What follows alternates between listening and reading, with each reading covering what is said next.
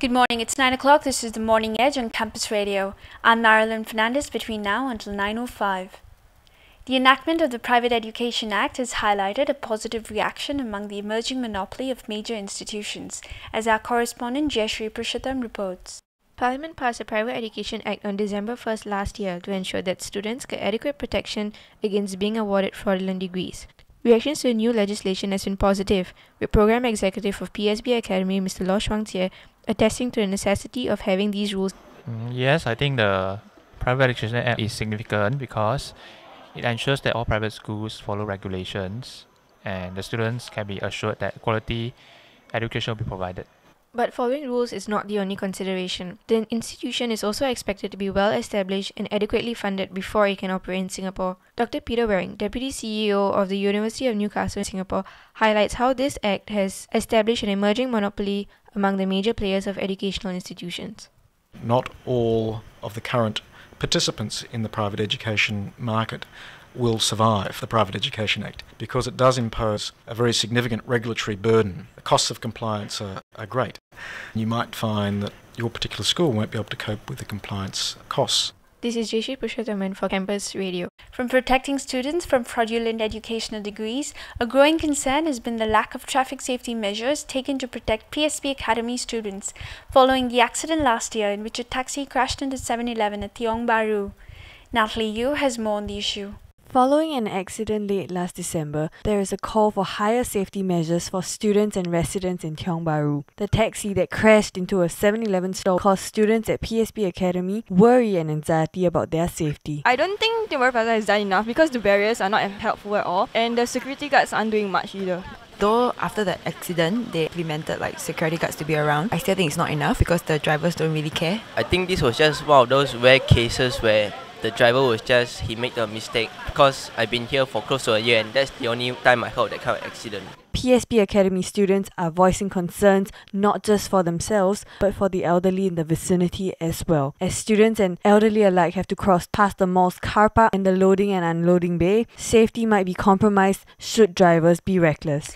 Road safety measures have not only been lacking at Tiong Bahru but also the crossing between Bugis Junction and Bugis Village. Our correspondent Sheena Cheong reports about the safety hazards at the heartland of the youth shopping centre. Heavy human traffic on the road divider between the popular shopping hangout Bugis Village and Bugis Junction has raised safety concerns among shoppers. This is despite an overhead bridge being built between Bugis Junction and the nearby shopping centre Illuma in December last year. We asked two frequent shoppers for their views on the bridge. Actually, the bridge, it doesn't really serve any purpose for us because it's still too inconvenient, far, and I think especially when it rains, we still get drenched. It doesn't really have a connected bridge actually all the way to Bugis Village. I think that they should put up some signs because I didn't really know about the bridge at first.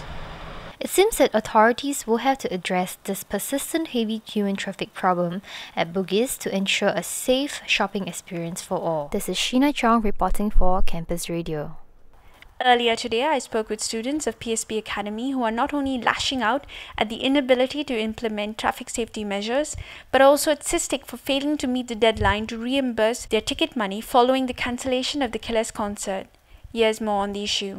Sistic has been surrounded by much controversy following the cancellation of the Killers concert. In a press statement, Sistic promised fans a full refund plus the $3 Sistic fees through the original mode of payment from 27 January to 7 February. Sistic's failure to meet the deadline to reimburse credit card accounts has caused students like Shireen Dan and William Chua to lash out at the inefficiency of the largest ticketing service provider. It's been 2 weeks now, and it's past the deadline of 7 February and I haven't get my money back. As a student, I think it's a very large sum of money to me. And moreover, since Chinese New Year is coming, I don't know whether the Sistic people can help me settle this whole dispute.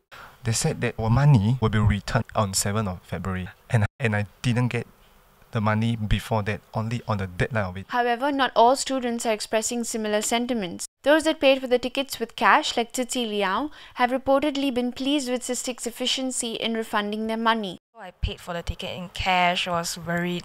But actually they were quite fast and efficient and I could just go down to Tiong Bahru Plaza, the Sistic counter there to collect my money. How and if this debate ends will depend on Sistic's response to this issue.